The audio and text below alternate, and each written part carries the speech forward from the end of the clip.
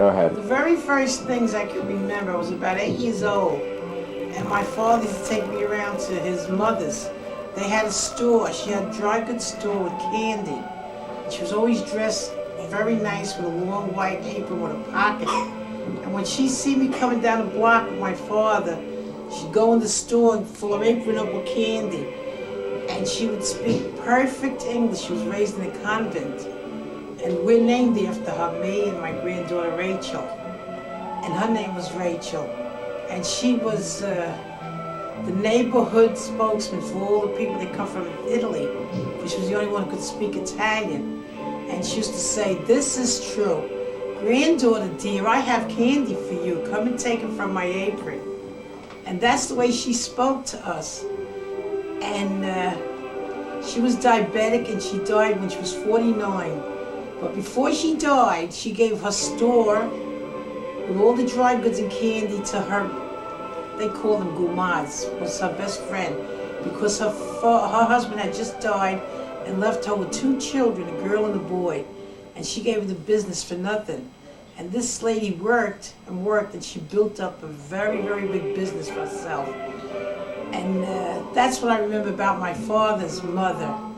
Then when she died, I remember that night, and I still have a lot of sad memories of that, which I won't go into. And my grandfather, her husband, was much older than her. He married her out of the convent. And he lived downstairs, and Grandma and Grandpa moved into 612 Jefferson Street after my grandmother died, because she left Aunt Lily, who was about 13 years old, and Uncle Frankie and Uncle Joe. They all lived downstairs. So we moved upstairs to be company for them. And after that ended the family. They all grew up and they all married. And What part of Italy were you from? they're from San Giacomo, it's near Naples. And both sides of our parents, my parents, both sides, Grandma Enrico, Grandma Branda, they all came from the same town, San Giacomo, with Sandy Hooks through and through. And my mother's parents were, they were church people back in Italy, like a sexton and all that. When they came here, he worked and they had a large family. And Grandma was 6 months old when she came here. And she was the oldest of 9 children.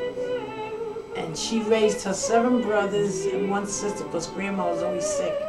And my grandfather was a gem of gems. And what was your father's name? Their name, well, my mother's mother and father was Dominic and Rose. What? Rose Jacqueline and Dominic Enrico. And Grandpa's mother and father, her name was Rachel, wasn't Romano, wait a minute. He was Joseph Branda, naturally. And she was,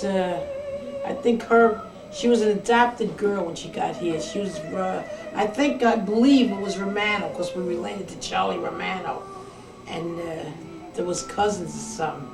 So she was Rachel Romano, as far as I can remember. So your parents had you, and you were the oldest of how many? And I was the oldest of 7. And what year were you born in? 1924, November 29th, 1924. And you were born where? In the house, 734 Adams Street, in the house. And what did you do? You went to grammar school first? Went to number 8 school down the next corner. And the St. Anne's Church was around the other corner.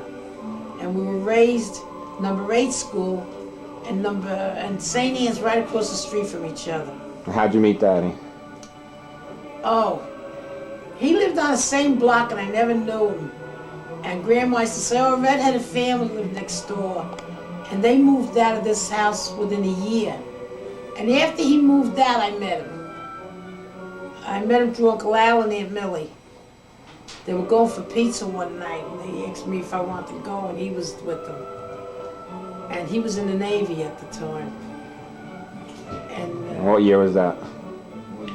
1943. About 1943. And And then the war. When did you after get the war? We got married. We got engaged at the end of the war, and a year later we got married. where did he propose to you? Proposed 612 Jefferson Street in the alley, on the way into the house.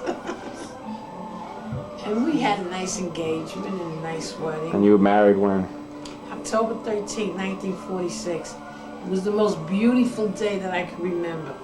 St. as Hoboken was full of the bands and the Holy Name Society. Every church had a Holy Name Society. The men marched as Christians for Jesus. And they used to call that the Holy Name Society. And all the parishes, rows and rows of men. What you call football, All were proclaiming their faith for Jesus through the streets. And all those bands were playing, and the weather was beautiful, and it was just a gorgeous, gorgeous day. Everything went smooth. Then when we got to the hall, they ate all my sandwiches, the holy name of St. Joseph's. And we had to rush out and make more sandwiches and buy more soda, more rolls. But it all worked out. So from the first day of my life, I was feeding people. My married life.